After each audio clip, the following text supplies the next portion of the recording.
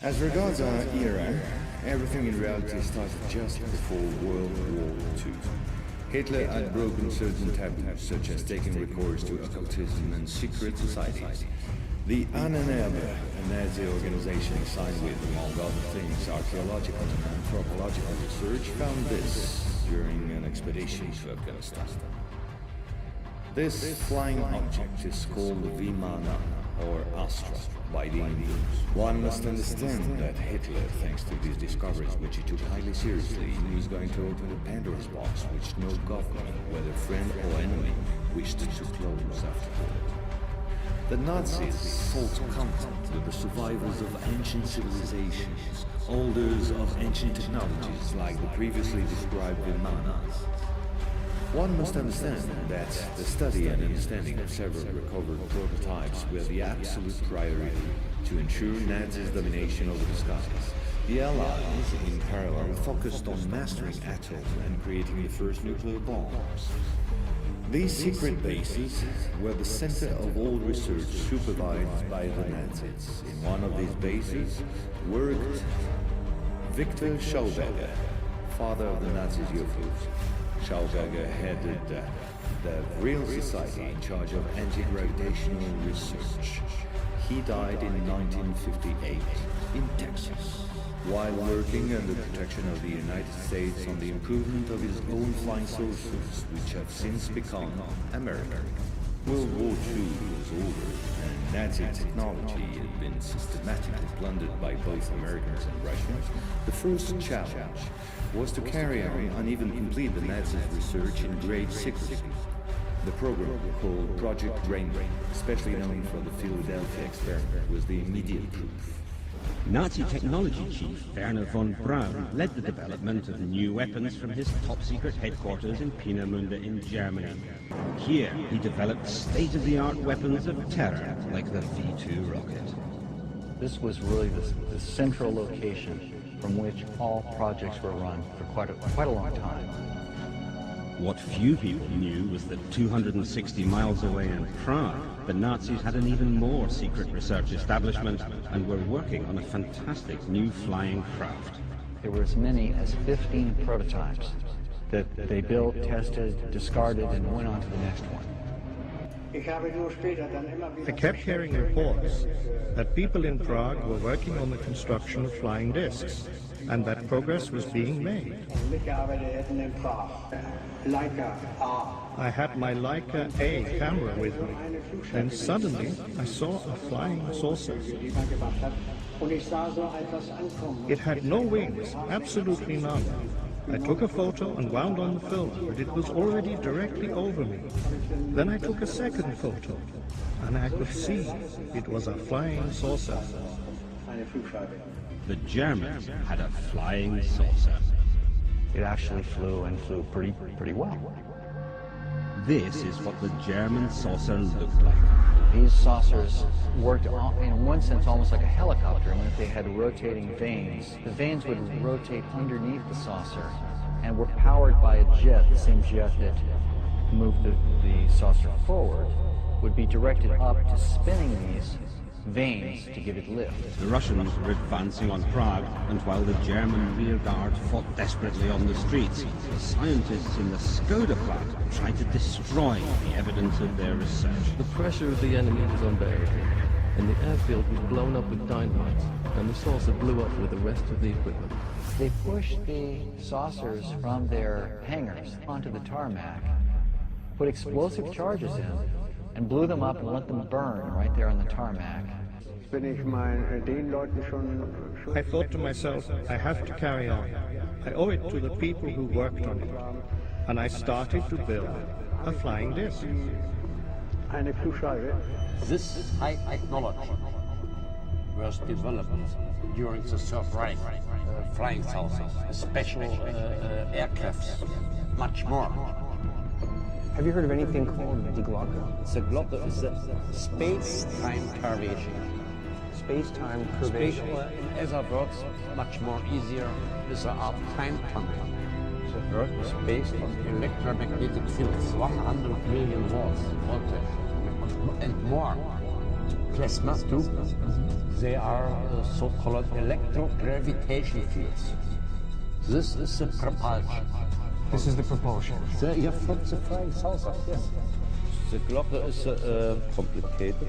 This engineering is situated, so-called Project Riese. The Riese mine? Yes, it's a college. You see, Project Riese was the greatest project during the Third Reich. Was this the Wunderwaffe?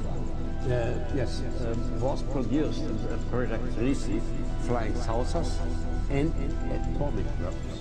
It worked in such a way that inside there were two metal cylinders or drums.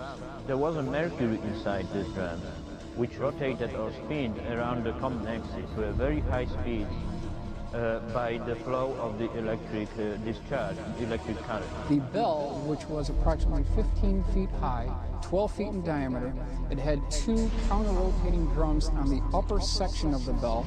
There was a central shaft that went down the center of the craft that terminated in what's called the thermos bottle.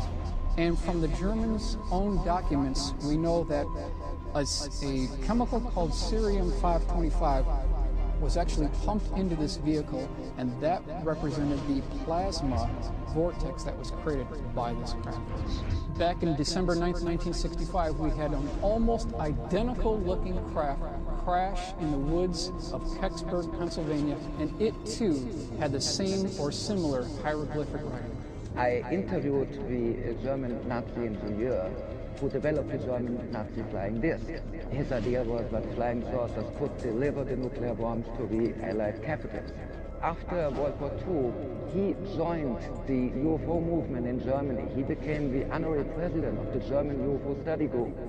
And the German UFO study group involved contactees and psychics. He himself worked with a channel medium and received channeled information. So he was successful?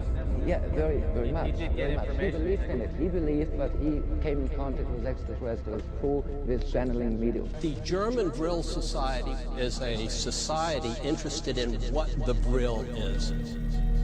VRIL is a notion of a superpower going beyond atomic power, something that has the ability to do all kinds of fantastic things, including those attributed to UFOs.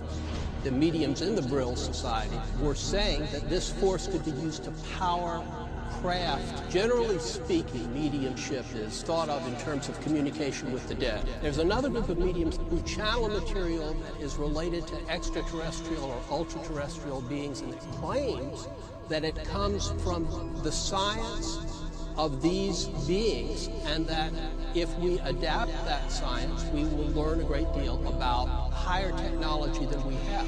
Of course, the Nazis, being interested in power, quickly bought into that, and the more desperate the war became, the more they wanted to do aircraft in tune with these mediums who were transmitting this material. Could what the VRIL Society gained be the reason for this 25-year leap that the Germans had in technology over everybody else?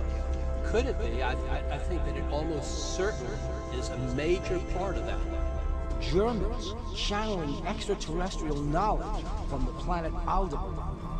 But what's interesting about that is that it does match up with what Hermann Oberth said.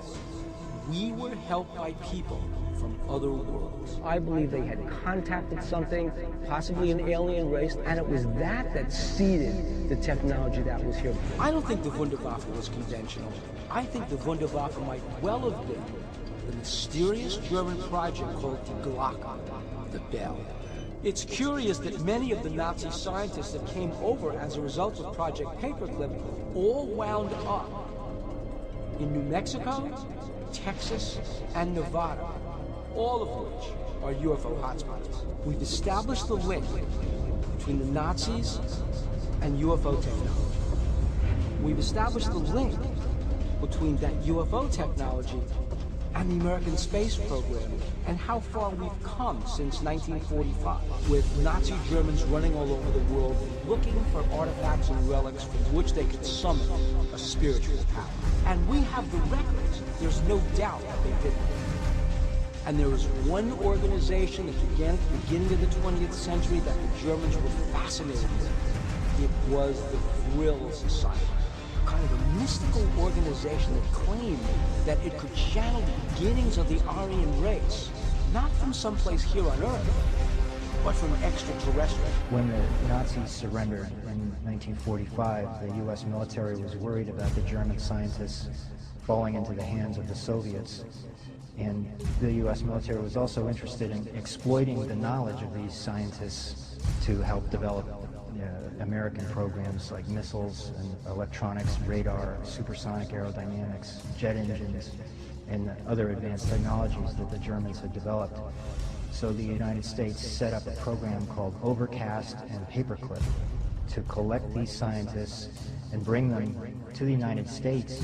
Whoever controlled this technology after World War II would really be ahead militarily. So there was a scramble between the Allied powers, the Russians, the French, the British, even though they had been allies, to obtain as much of this technology as possible for their own side. As this secret document shows, it meant Russia had acquired German flying saucer technology and was building them.